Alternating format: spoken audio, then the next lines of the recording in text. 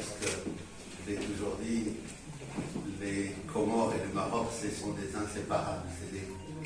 C'est vraiment on dit chez nous. Donc à chaque fois que nous nous retrouvons ici, c'est un énorme plaisir.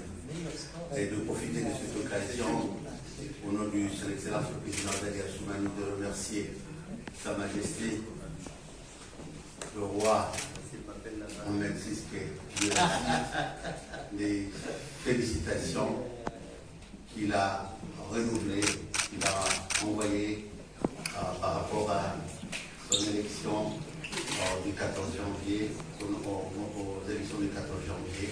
Ce message de félicitations et de paix lui va droit au cœur et c'est digne d'un frère. Donc c'est la victoire de son Excellence le Président Zali, mais de tout le peuple marocain. Et de rassurer à tout le peuple marocain que nous allons continuer dans le même élan des relations denses et fructueuses que nous menons depuis des siècles, puisque ça date depuis très longtemps. Il y a plus d'un siècle que les Comores se sont rencontrés avec le Royaume du Maroc et ses dirigeants.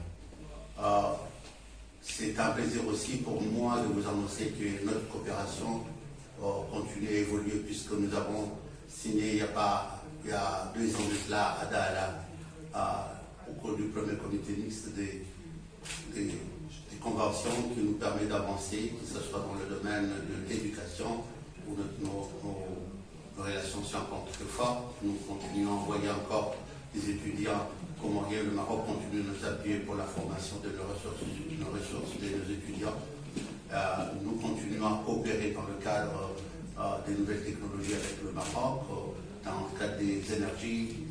Déjà, nous travaillons avec les sociétés marocaines dans le cadre des banques. Ça vient d'être signé il n'y a pas très longtemps. Dans le domaine des énergies aussi, notre société d'énergie vient de signer un mémorandum de coopération, coopère déjà avec les sociétés marocaines. Donc, on est en pleine coopération, surtout dans le cadre de ce que vous connaissez déjà, puisqu'il s'agit du plan commun émergent dont le Maroc était un des grands promoteurs, des grands parrains, et pour vous rassurer que tout est en marche. C'est aussi pour nous, chaque fois qu'on est ici, de renouveler notre soutien indéfectible au Royaume du Maroc, à Sa Majesté dans le combat de l'unité territoriale du Maroc. Nous continuons à soutenir, c'est la solution sérieuse et pragmatique qui est proposée par le Royaume du Maroc et qui aujourd'hui, depuis que les Comores ont été les premiers à ouvrir le consulat à la Lune, ça a entraîné beaucoup d'autres. Et ce qui montre que nous sommes, et quand on va là-bas, il y a 2 ans, on voit le niveau de développement qui est dans cette région. On ne peut qu'encourager et continuer à appeler le monde à soutenir cette vision pragmatique qui consiste à mettre en place cette solution qui, me semble-t-il, est la seule à permettre la paix et la stabilité dans la région, dans ce conflit régional.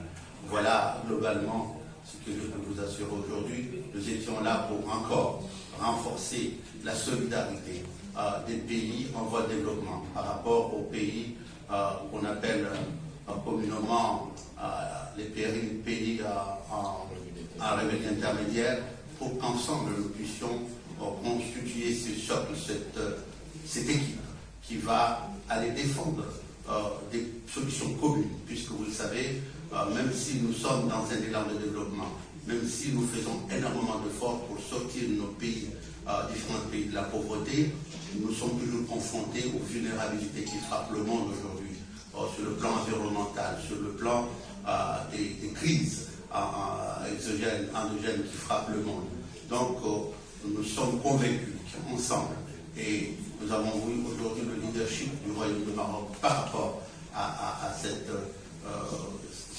solidarité, et qui va nous permettre de parler d'une seule voix pour que la finance sur le plan mondial, la gouvernance financière change, pour qu'on nous propose enfin des solutions qui tiennent en compte notamment nos vulnérabilités. C'est très important. C'est vrai que nos PIB, nos pays font énormément d'efforts, mais nous restons encore vulnérables par rapport au climat, par rapport à aux disparités aussi, puisque la richesse n'est pas répartie de manière équitable. Et nous pensons que aujourd'hui, la gouvernance financière au monde, le changement qui est appelé par tout le monde, devrait nous permettre de trouver des solutions ensemble, parler d'une seule voix au niveau du monde pour que nous y arrivions à relever les défis de ces pays qui sont à la quête du développement et sortir nos populations de la pauvreté. Voilà globalement ce qui nous a amené aujourd'hui. Nous sommes très satisfaits de la déclaration finale qui va nous permettre de parler d'une seule voix, parce que c'est en parlant d'une seule voix, en étant solidaire, qu'on arrivera à des solutions adaptées à nos différents pays. Je vous remercie.